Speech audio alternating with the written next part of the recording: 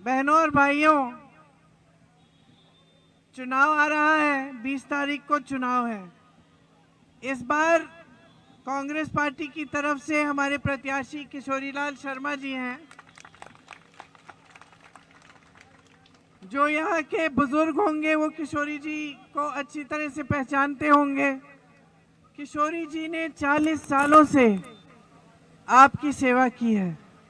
यहाँ जब शुरू में मेरे पिताजी चुनाव लड़ने आए, उस समय से किशोरीलाल जी यहाँ पे काम कर रहे हैं। उनको यहाँ का गांव के बारे में मालूम है, उनको यहाँ की सड़कें, यहाँ की समस्याएं, सब चीज़ों के बारे में अच्छी तरह मालूम है। देखिए आज आपकी परिस्थितियाँ क्या हैं। आज मेरी बहनें यहाँ बैठी हैं, महंगाई बहुत बढ़ चुकी है ना, है ना। आप दुकान जाती हैं कुछ खरीदने के लिए तो सब कुछ खरीद पा रही हैं। जब जाती हैं तो सोचती हैं कि कुछ चीज़ें छोड़ दूंगी, अगले दिन ले आएंगे, जब जो ज़रूरी चीज़ है वही खरीदेंगे, है ना। आज मिट्टी का तेल, चीनी, दाल, सब्जी सब कुछ महंगा है। Petrol, diesel. हाँ, बच्चे रो रहे हैं।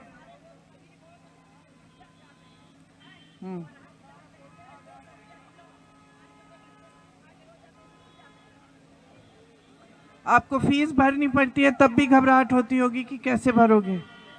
परिवार में कोई बीमार पड़ जाता है तो इलाज के लिए भी घबराहट होती होगी कि किस तरह से होगा, पैसे नहीं मिलते। उनको माइक दे दो, सब लोग सुन ले तो अच्छा है। हमने इतना परेशान हुई थी। 22 साल 6 महीना का मेरा बच्चा एक देहांत हो गया और दूसरा बच्चा मैं पढ़ा लिखा रही थी और अमेठी में गया था, क्या कहते नौकरी के लिए गया था। 1 सेकंड के लिए मेरे बच्चों को नौकरी से हटा दिया गया था।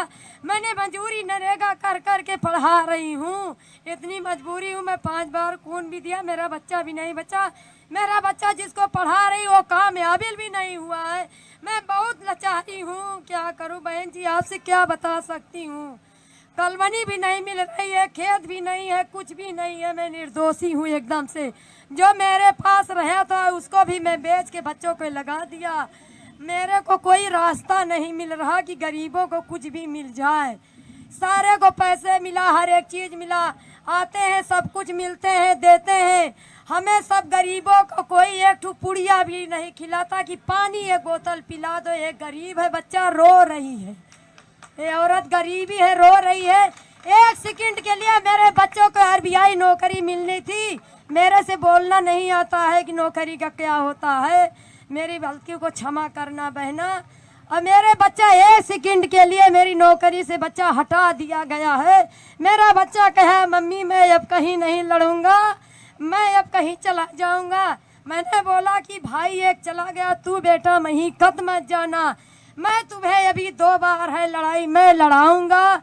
नरेगा करके, मजूरी करके, भीख मांग करके मैं आपको पढ़ाऊंगा बेटा, तुम हिम्मत मत छोड़िए। अब इसके बाद हमारी गलती को क्षमा कर दीजिए बहना। हम बोलने की काबिल नहीं हूँ, बहुत गरीब आदमी हूँ। तो जो आप बता रही हैं, ये इस तरह के संकट आज सब जितने भी गरीब लोग हैं, किसान हैं, इस तरह के संकटों का मुकाबला रोज कर रहे हैं। रोज जो आपने बात बताई कि आपने इतनी मेहनत से अपने बेटे को पढ़ाया, आपने क्या क्या नहीं किया बेटे को पढ़ाने के लिए, लेकिन आज भी उसको रोजगार नहीं मिला है। आज देश में 45 सालों में सबसे ज़्यादा बेरोजगारी आज है। 70 करोड़ बेरोजगार लोग हैं। और आज इन्हीं की तरह गरीब से गरीब जनता जो है, छोटे से छोटे घर में हो, कहीं दूर दराज इलाके के गांव में हो, लेकिन आप ही की तरह सब अपने बच्चों को पढ़ाने के लिए पूरी मेहनत करते हैं। आज वो ज़माना चले गया जब कहते थे कि चलो बच्चा बड़ा हो गया उसको खेती में लगा दो। ज़माना चले गया। आज जितने भी लोग हैं, चाहे कितने भी गरीब हों, अपने बच्चों को शिक्षित करना चाहते हैं और उसके लिए पूरी मेहनत करते हैं। कर्ज लेना पड़े, मजदूरी करना पड़े, आपने कहा भीख मांगनी पड़े, सब करते हैं बच्चे को शिक्षित करने के लिए। सरकार का काम होता है कि बच्चा शिक्षित होता है उसके लिए रोजगार दिलाओ, रोजगार के मौके मिलने चाहिए। 10 सालों से मोदी जी की सरकार है, भाजपा की सरकार है, रोजगार के मौके कम होते चले जा रहे हैं। अगर 70 करोड़ बेरोजगार हैं आज देश में, तो इस वजह से कि जो मौके थे रोजगार के वो सारे तमाम बंद हो चुके हैं। रोजगार कहाँ से मिलता था? रोजगार कहाँ से मिलता था? एक जमाने में खेती से मिलता था। खेती से खूब कमाई होती थी, मजदूरी मिल जाती थी। खेती को इतना मुश्किल कर दिया है, इतने संघर्ष हो गए किसानों के महंगाई की वजह से, पेट्रोल डीजल खेती के सारे सामानों पे जीएसटी है कि कमाई नहीं होती। कमाई नहीं होती तो रोजगार कहाँ से मिलेगा? खेती में। तो खेती से रोजगार आज नहीं मिल सकता। पहले बड़ी बड़ी सरकारी कंपनियां होती थी, आप जहां देखते थे तो लोग सरकारी नौकरी चाहते थे क्योंकि उसमें एक सुरक्षा होती थी नौकरी की और फिर पेंशन मिलता था। आज जितने बड़े बड़े सरकारी कंपनियां हैं उनकी जितनी भी सब्सिडरी है वो सब प्रधानमंत्री जी ने अपने बड़े बड़े खरबपति मित्रों को सौंप दी। आस्ते आस्ते उनका निजीकरण हो रहा है। उससे क्या होता है? उससे क्या होता है? आरक्षण नहीं मिलता, आरक्षण नहीं मिलता। कई जगहों से जो जितने रोजगार मिलते थे अब वो कम मिलने लगे हैं। फिर रोजगार और कहाँ से मिलते थे? छोटे कारोबारों से, छोटे बिजनेस से, ये दुकानें, छोटी मैन्युफैक्चरिंग की यूनिट, किसी ने अपना बिजनेस शुरू कर दिया। मोदी जी की नीतियों ने उनकी भी कमर तोड़ी। पहले नोटबंदी लाए, नोटबंदी में सबको कष्ट दिया, सबको बोल दिया कि काला धन आएगा पूरी दुनिया से देश में, तुम्हारे खातों में जाएगा। तुम्हारे पैसे तो ले लिए जो तुमने बचाए हुए थे, बहनों ने बचाए हुए थे, माताओं ने बचाए हुए थे, सब गए बैंक कतार में खड़े हो गए। न कोई काला धन आया, न आपके खातों में 15 लाख रुपए आए। क्या हुआ? जो बिजनेस थे, जो छोटे मोटे बिजनेस थे, जिन्होंने अपना कारोबार किया था, उनकी मुश्किलें बढ़ी। उसके बाद जीएसटी लाए, जीएसटी से और भी मुश्किलें बढ़ी। तो ये जो 3 मुख्य साधन थे देश में जिससे रोजगार बन सकता था, बड़ी बड़ी कंपनियां सरकारी, बड़ी बड़ी जो प्राइवेट सेक्टर था वो भी, जो मैन्युफैक्चरिंग टाइप का होता था वो भी, जो छोटे छोटे मध्यम वाले बिजनेस थे वो, और खेती, ये तमाम साधन जो है कमजोर हो गए, रोजगार कम हो गए। 30 लाख पद आज खाली पड़े हैं सरकार में, लेकिन वो रोजगार दे नहीं रहे हैं। तो सबसे पहले तो इन्होंने ये काम किया, बड़े बड़े खरबपतियों को बहुत मजबूत बना दिया, देश की संपत्ति उनको दे दी। देश का कोयला, देश की बिजली, देश के बंदरगाह, देश के हवाई अड्डे, देश की सड़कों का ठेका सब इन्हीं गिने चुने लोगों को। ऊपर से इनका 16 लाख करोड़ माफ कर दिया। 16 लाख करोड़ रुपए कुछ गिने चुने खरबपतियों के माफ कर दिए। देश के किसान के लिए 1 रुपया माफ नहीं हुआ। खेती में मुश्किलें, मैं जानती हूं आप सब खेती करते हो।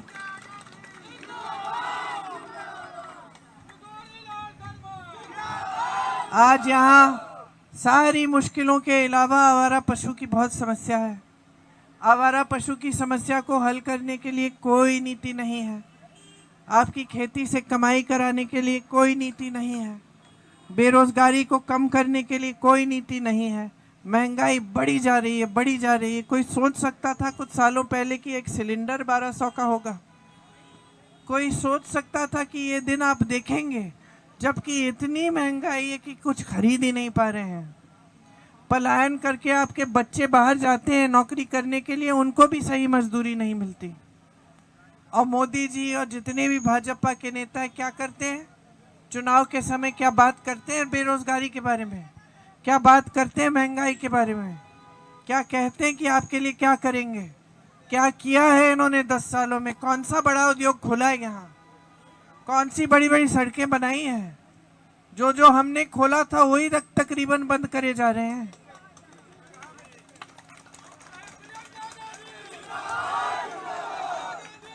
मेरे पिताजी प्रधानमंत्री थे, आपको याद है। आपके सांसद थे, आपके बीच आते थे, झुक के आते थे, घर घर में जाते थे, गांव गांव में जाते थे। मैं दावे के साथ कह सकती हूँ इस पूरे अमेठी में ऐसा गांव नहीं होगा जहां मेरे पिताजी या मेरी माताजी नहीं गए होंगे।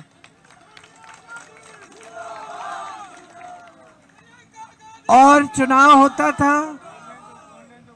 होता था, मैं प्रचार के लिए आती थी। जब से मैं 17 साल की थी तब से मैं अमेठी में प्रचार के लिए आती थी। अपने पिताजी के लिए प्रचार किया, माताजी के लिए किया, राहुल गांधी जी के लिए, अपने भाई के लिए किया, आज किशोरी लाल शर्मा जी के लिए कर रही हूँ। प्रचार करते समय हम लोग क्या कहते थे? हम कहते थे कि भाई ये सड़क है आपकी, ये सड़क राजीव जी ने बनवाई है, इस सड़क पे अब खड़िंजा लगाना है, जब खड़िंजा लग जाएगा तो इस सड़क को हमें पक्का करना है। आपके गांव में बिजली का खंबा लगा है लेकिन अभी तक तार नहीं खिंचा, इसका तार खिंचवाना है। आपका इंडिया मार्क 1 हमने लगाया है और लगाने हैं। यहाँ जो अस्पताल है वो ठीक है, इसमें सुविधाएं बढ़ानी है। ये बात करते थे। चुनाव प्रचार में आते थे तो आपकी बात करते थे। हमेशा कहते थे कि हमने ये काम गिनाते थे कि हमने ये किया, ये किया, ये किया, ये किया, और आगे जाके हम ये करना चाहते हैं, रोजगार दिलवाना चाहते हैं, आपकी जो समस्याएं उनको कम करना चाहते हैं। ये होता था हमारा प्रचार। आज का प्रचार क्या है सुनिए।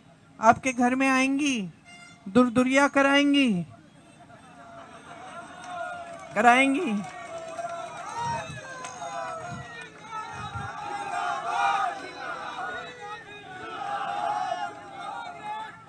दुर्दुरिया कराएंगी, बोलेंगी भगवान के नाम पे वचन दो कि भाजपा का वोट देगी। बोलती है कि नहीं, है ना?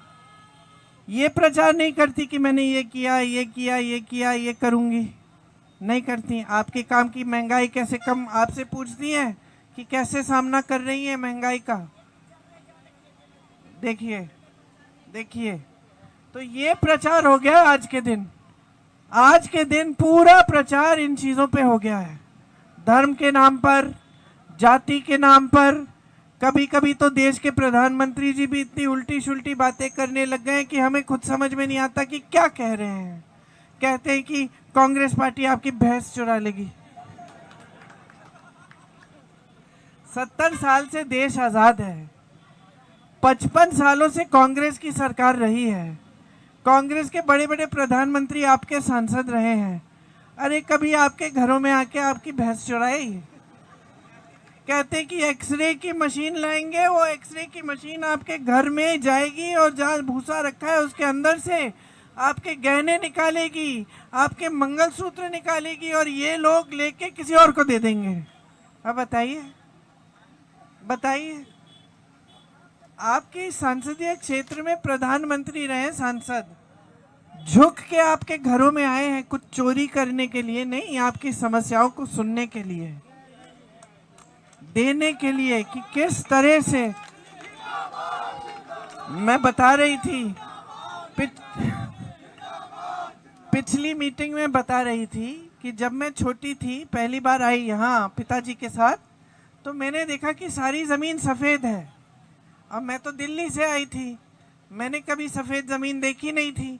अभी बच्चों को याद नहीं होगा क्योंकि इन्होंने देखी नहीं है सफेद जमीन, लेकिन जो बुजुर्ग हैं उनको याद होगा कि देखते थे तमाम जमीन ऊसड़ होती थी। मैंने पिताजी से पूछा कि ये जमीन सफेद क्यों है? उन्होंने समझाया इसमें नमक इतनी है, ऊसड़ जमीन है, इसमें कुछ उगता नहीं है। पिताजी ने ये काम किया कि किस तरह से यहाँ हरियाली लाएंगे, उस ऊसड़ जमीन को हरा भरा कैसे करेंगे। आज मैं हवाई जहाज से यहाँ आती हूँ, फुर्सतगंज आ रही थी, मेरे मन में ये बात आई कि देखो सारी हरियाली है, और मैं सोच रही थी कि जब पहले आते थे तो ऊसड़ होती थी। और पिताजी का आपको मालूम भी नहीं होगा कि मेरे पिताजी ने ये काम कराया, आस्ते आस्ते आस्ते इस जमीन में हरियाली लाने का काम कराया। तो हमारा प्रचार इन चीजों पे आधारित होता था। हमारी राजनीति काम पे आधारित होती थी, सेवा पे आधारित होती थी। हम आते थे आपकी सेवा करने के लिए श्रद्धा से। हम जानते थे कि जनता ने दिया है, जनता ने बनाया। ये हमारी राजनीतिक परंपरा है। हमारी पार्टी महात्मा गांधी जी की पार्टी है, इसीलिए हमेशा हमारी ये विचारधारा रही है। अब एक नई राजनीति आ गई, उसकी एकदम अलग विचारधारा है। वो कहते हैं कि काम वाम करने की क्या जरूरत है भाई, चुनाव आएगा, भगवान के नाम पे वचन दिलवा देंगे, धर्म के नाम पे, मंदिर के नाम पे, मस्जिद के नाम पे, जो भी है हम लोग चुनाव लड़वा लेंगे और हम सत्ता में रहेंगे। और 5 सालों के लिए हमें कुछ नहीं करना पड़ेगा, क्योंकि जनता के प्रति हमारी जवाबदेही है ही नहीं। इनकी विचारधारा ये है कि ये सोचते हैं कि गुमराह करके जनता को हर 5 साल वोट ले लेंगे, सत्ता में रहेंगे, बीच बीच में कुछ ना कुछ करते रहेंगे आपका ध्यान भटकाने के लिए। लेकिन जो आपके काम की बात है वो इनके मुंह से निकलती ही नहीं है। आपके विकास की बात, आपकी बेरोजगारी, आपके संघर्ष, आपके संकट, ये नहीं निकलता इनके मुंह से। तो सुनिए, आज अगर आप किसान हैं, आप खेती से नहीं कमा पा रहे हो, आप अगर शिक्षित हो, आपको रोजगार नहीं मिल रहा है, आप अगर मेरी बहन हो, आप महंगाई से जूझ रही हो, आप दिन में खेती में काम करती हो, मजदूरी करती हो, घर पे आके भी काम करती हो, कोई पूछ रहा है? कोई पूछ रहा है? ये जो आपकी सांसद हैं 5 सालों से, वो यहाँ क्यों आई क्यों? आपके संसदीय क्षेत्र में चुनाव लड़ने क्यों आई? क्या मकसद था? ये मकसद था कि अमेठी को विकसित करेंगे, ये मकसद था कि कोई लगाव जुड़ाव है अमेठी की जनता के साथ, तो हम अमेठी की जनता को मजबूत बनाएंगे, उनके भविष्य उज्जवल करेंगे। ये मकसद था, एक ही मकसद था, राहुल गांधी से लड़ेंगे, राहुल गांधी को हराएंगे, यही एक मकसद था, और कोई मकसद ही नहीं था। तो जब मकसद ही यही था तो 5 सालों में करना क्या था इनको? हम अगर आपके बीच आते हैं, हमें मालूम है कि पीढ़ियों का रिश्ता है। जब से पिताजी के समय से, फिर माताजी आपकी सांसद बनी, फिर मेरे भाई आपके सांसद बने, एक रिश्ता था, हम निभा रहे थे उस रिश्ते को। बचपन में आते थे, गांव में जाते थे, देखते थे कि कितनी मुश्किलें हैं, उनको दूर करने का काम पिताजी ने शुरू किया। पिताजी गुजर गए, शहीद हो गए देश के लिए, ऐसा लगा माताजी को कि उनका काम रुकना नहीं चाहिए, हमें उनके लिए भी उनका काम करना चाहिए, उसको निरंतर रखना चाहिए। तो वो आई, भैया आए, तमाम यहाँ पे उद्योग खुलवाए, सड़कें बनवाई, इतने सारे काम कराए। तो झूठ की राजनीति नहीं है हमारी राजनीति, सच्चाई की है।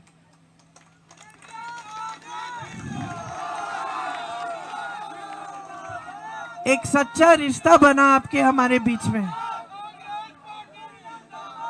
और जो बाहर के लोग हैं वो कहते हैं कि भाई ये परिवारवाद है, ये ऐसा रिश्ता है, राजनीतिक रिश्ता है, वो समझ नहीं पाते हैं।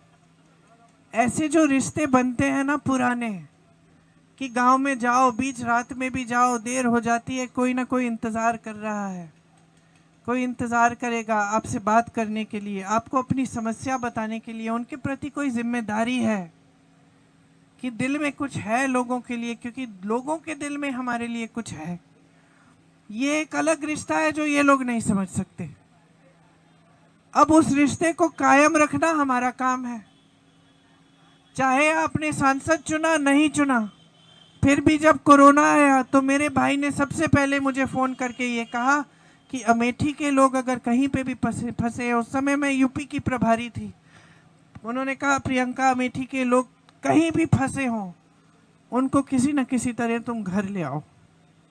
तो कोरोना के समय भी जब हार चुके थे, आपने हराया, उस समय भी उन्होंने सोचा कि नहीं, ये हमारे परिवार के सदस्य समान है। कहीं पे गुजरात में, बिहार में, कहीं पे फंसे हुए हैं, बम्बई में, जहाँ जहाँ लोग हैं उनको ढूंढो, उनको मदद भेजो, उनको घर सही सलामत ले आओ। और हमने ये काम किया, बहुत लोगों के लिए ये काम किया, क्योंकि ये हमारा दायित्व है, हमारा धर्म है आपके लिए काम करना।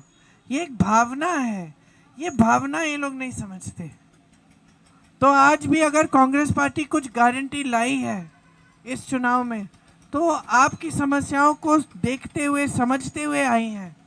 राहुल गांधी जी एक इकलौते नेता हैं आज के दिन इस देश में, आपके सांसद होते थे, जो 4000 किलोमीटर पैदल चले सिर्फ आपकी समस्याओं को सुनने के लिए। 4 महीनों के लिए रोज चल रहे थे।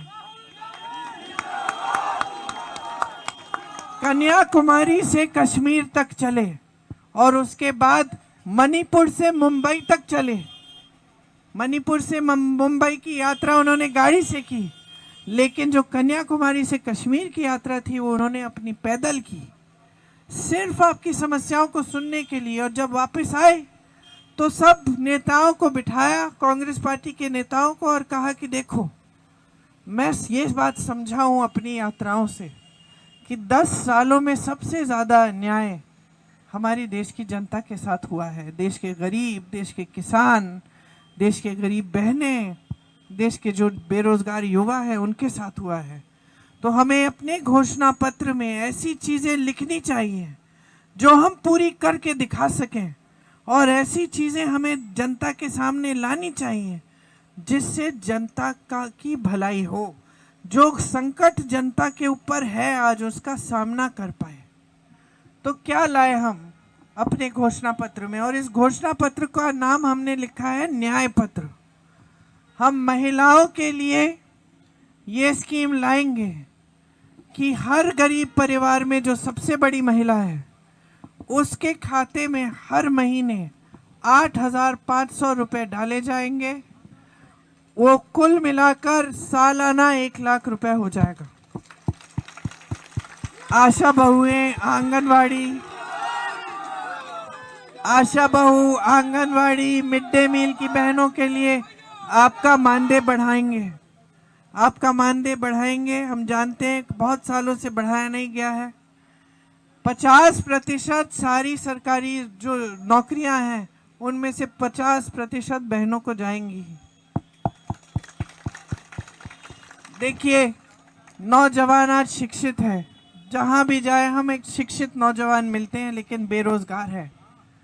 जब स्नातक पास होगा नौजवान, उसके लिए हम एक स्कीम लाएंगे, एक अप्रेंटिसशिप स्कीम, जिससे उसका हुनर बढ़ाने के लिए उसको एक नौकरी दी जाएगी, जिससे सालाना 1 लाख रुपए कमा पाएगा जब तक उसकी स्थायी नौकरी नहीं लगती। स्नातक पास होते ही ये प्रोग्राम हो जाएगा आपके लिए। जो नौजवान अपना कारोबार शुरू करना चाहता है छोटा, क्योंकि हम छोटे और मध्यम जो कारोबार हैं, जो बिजनेस हैं, उनको बढ़ाना चाहते हैं क्योंकि उससे रोजगार मिलता है। आपके लिए 5000 करोड़ रुपए का फंड होगा, जिससे अगर आप ऐसा कोई कारोबार शुरू करना चाहें आपको सुविधा मिलेगी। 30 लाख खाली पद है, 30 लाख खाली पद है सरकार, केंद्र सरकार के, वो भरे जाएंगे। मेरे किसान भाइयों के लिए, आप आज इतनी समस्याओं से जूझ रहे हैं, जीएसटी मुक्त हो जाएंगे आपके सारे खेती के सामान, ताकि सस्ते में मिलेंगे। आपका जो न्यूनतम समर्थन मूल्य है वो कानूनी अधिकार बन जाएगा। कानून के तहत आपको देना पड़ेगा। आपके खेतों में जब नुकसान होगा, ओले की वजह से, बारिश की वजह से, बाढ़ की वजह से, तो उसका भुगतान 30 दिन के अंदर अंदर होगा, और आपके कर्ज माफी के लिए एक स्थायी आयोग बनेगा। आज परिस्थितियां ये है कि बड़े बड़े खरबपतियों के कर्ज माफ किए गए हैं, 16 लाख करोड़ रुपए बड़े बड़े खरबपतियों के माफ किए हैं, लेकिन हमारे किसानों के कर्ज माफ नहीं होते। हमारे किसानों के कर्ज सिर्फ कांग्रेस पार्टी ने अपनी सरकारों में माफ किए, छत्तीसगढ़ में भी किए थे। तो महिलाओं के लिए स्कीम है, नौजवानों के लिए है, किसानों के लिए है, श्रमिकों के लिए यह तय किया गया है कि कानून बनाएंगे कि 400 रुपए की दिहाड़ी से कम पूरे देश भर में कोई नहीं दे पाएगा। 25 लाख का स्वास्थ्य बीमा कराएंगे। हमने ये करके दिखाया राजस्थान में। राजस्थान में 25 लाख तक सारा इलाज मुफ्त था जब हमारी सरकार रही है। 6 महीने पहले सरकार बदली और भाजपा ने ये स्कीम तकरीबन बंद कर दी है, कम कर दिया है, 25 से 5 लाख आ गया है और उसके बाद आस्ते आस्ते बंद कर डालेंगे। ये जो मनरेगा हमने शुरू किया कि 100 दिन का रोजगार आपको मिलना ही है गांव में, इसी तरह से हम शहर में भी कर रहे हैं कि शहरों में भी 100 दिन का रोजगार आपका अधिकार है। कम से कम आपको मनरेगा जैसे 100 दिन का रोजगार आपको शहर में भी मिलेगा। तो ये सब स्कीमें हम लाए हैं। अब आप कहोगे कि हाँ ठीक है, भाजपा के नेताओं ने भी बोला था कि हमें 13 रुपए की चीनी देंगे, कि गैस सिलेंडर का दाम कम होगा, 1200 का हो गया है। उन्होंने भी हमें बोला था कि 2 करोड़ रोजगार देंगे।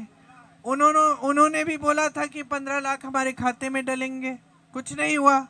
आप सोच सकते हैं कि हमें क्या मालूम, ये कांग्रेस के नेता भी मंच पे खड़े हैं, कुछ भी बोल के चले गए। तो इसलिए मैं आपको कह रही हूँ, जागरूक बन जाओ। सबसे पहले तो ये समझो कि यहाँ जितना भी काम हुआ वो कांग्रेस ने किया था। ये लोग कहते हैं ना 70 साल में कुछ नहीं किया, इनसे पूछिए 10 सालों में क्या किया है। जवाब नहीं है, जवाब नहीं है। इसीलिए फिजूल की बातें हो रही हैं, भैंस चुराने वाली और मंगलसूत्र चुराने वाली, क्योंकि जवाब नहीं है। कांग्रेस पार्टी ने एक एक चीज, खास तौर से मैं कह सकती हूँ अमेठी में जितना भी विकास हुआ कांग्रेस पार्टी के समय में हुआ। आज जहां कांग्रेस की सरकार है वहां कर्नाटका, तेलंगाना में महिलाओं के खाते में पैसे आ रहे हैं। जहां छत्तीसगढ़ में कांग्रेस की सरकार थी वहां कर्ज माफ हुए किसानों के। छत्तीसगढ़ में सरकार थी, आवारा पशु की समस्या उन्होंने समाप्त की। कैसे? गौशालाओं को मजबूत बना के। गौशालाओं को मजबूत बनाया। सरकार ने गोबर खरीदी, आपसे गोबर खरीदी, ताकि लोगों ने फिर उन जानवरों को घर में संभालना शुरू किया। गोबर खरीद के गोबर गैस बना के गांव में दी। समझ रहे हैं आप? गौशालाओं को इतना मजबूत किया, सुंदर बनाया। वहां से जो दूध था वो दूध गांव में भेजा। दूध में से खोया, बर्फी, ये सारी चीजें बनवा के बिकवाई। महिलाओं को रोजगार मिला गौशालाओं में। 60-70 हजार रुपए कमा रही थी। मैं ऐसी महिलाओं से मिली हूँ, खुद मिली हूँ। यही इतनी बड़ी समस्या थी। वहाँ के मुख्यमंत्री, कांग्रेस के मुख्यमंत्री बघेल जी, उन्होंने सोचा इस समस्या को हल करने का क्या तरीका है और हल कर दिया। तो जब ऐसी सरकार होती है, ऐसे नेता होते हैं जो आपके लिए निष्ठा से काम करते हैं और सही नीयत से काम करते हैं, तो सारी समस्याएं हल करने का काम शुरू करते हैं। ये सच है कि सबकी समस्याएं हमेशा पूरी नहीं हल नहीं होती हैं। ये सच है कि विकास ऐसी चीज है कि आज सड़क बनाओ, कल उस पर खरिंजा डालो, कल खरिंजा लग गया उसका फिर तारिंग कराओ, बिजली का खंबा लग गया, इधर बिजली आ रही है उधर भी बचती है। तो ये ऐसे विकास के काम ऐसे होते हैं जो कभी रुकने वाले काम नहीं होते। कुछ यहाँ होता है तो और भी हो सकता है, लेकिन काम शुरू तो हो, सुनवाई तो हो, कोई करे तो सही। यहाँ तो परिस्थिति ये बन गई है कि कुछ काम भी नहीं हो रहा है, वोट भी मांगे जा रहे हैं धर्म के नाम पर, जाति के नाम पर, हर फिजूल की बात पर, लेकिन विकास के नाम पर नहीं। तो मेरा सिर्फ ये आग्रह है कि देखो, नेता फूलते फलते हैं। हाँ, अपनी सेटिंग तो हो जाती है नेताओं की, आपके सामने आकर कुछ भी कहें। उनके बच्चे तो अच्छे अच्छे विश्वविद्यालय में पढ़ लेते हैं, अच्छी अच्छी नौकरियां भी मिल जाती हैं, फॉर्च्यूनर खरीद लेते हैं, घूमते हैं बड़ी बड़ी गाड़ियों में, अच्छे अच्छे महल बना लेते हैं अपने लिए। आपको पहचानना पड़ेगा कि सही नेता कौन है, सही पार्टी कौन है, क्योंकि नुकसान आपका हो रहा है, नेता का नुकसान नहीं हो रहा है। जब नेता आपसे वोट ले लेता है बगैर काम किए तो नुकसान तो आपका है।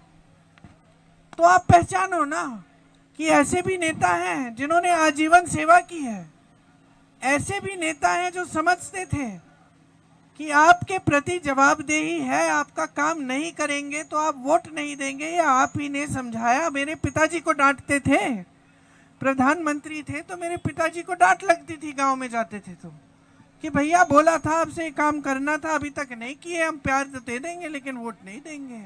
ये है आपकी परंपरा। तो इस परंपरा को मत भूलो। 5 सालों से जो सांसद है वो आपके लिए कुछ कर नहीं रही हैं।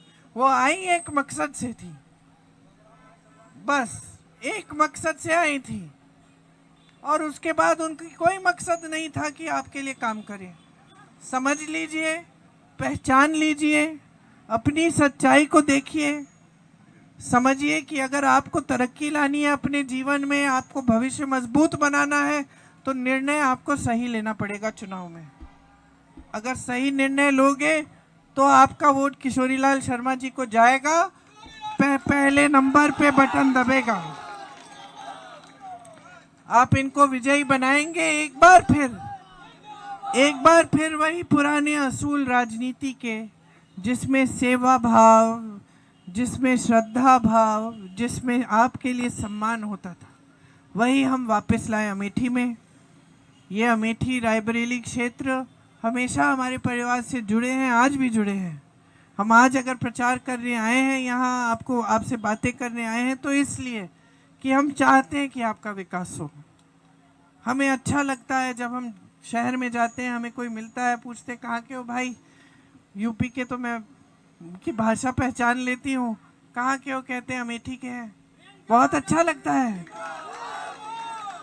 अच्छा लगता है कि मैं पूछती हूँ कि भाई क्या काम कर रहे हो, अच्छा कमा रहे हो? अगर अच्छा कर रहा है तो और भी अच्छा लगता है, गर्व होता है कि तो हमारा ही क्षेत्र है। ये देखो, आज के दिन गांव से निकल के यहाँ आ गए हैं, बड़े शहर में अच्छा कमा रहे हैं, सक्षम हो गए हैं, पैरों पे खड़े हैं। अच्छा लगता है। जैसे आपको अच्छा लगता है कि आपके बच्चे बड़े हो रहे हैं, फूल रहे हैं, फल रहे हैं, हमें भी लगता है। तो एक साथ ये काम करें, आपके जीवन में विकास लाएं, परिवर्तन लाएं। इसीलिए आप किशोरी जी के हाथ मजबूत करिए, भारी से भारी बहुमत से जिताइए। इस बार पंजे को वोट दीजिए, दुरदुरिया कर लो, भगवान के नाम शपथ मत लो, क्योंकि आज भगवान भी चाहते हैं कि तुम जागरूक बनो। भगवान भी आप ही का विकास चाहते हैं। पंजे पे वोट डालो। बहुत बहुत धन्यवाद, आपने मेरी बातें सुनी। गला थोड़ा बैठा हुआ है, क्या करें। धन्यवाद। जय हिंद।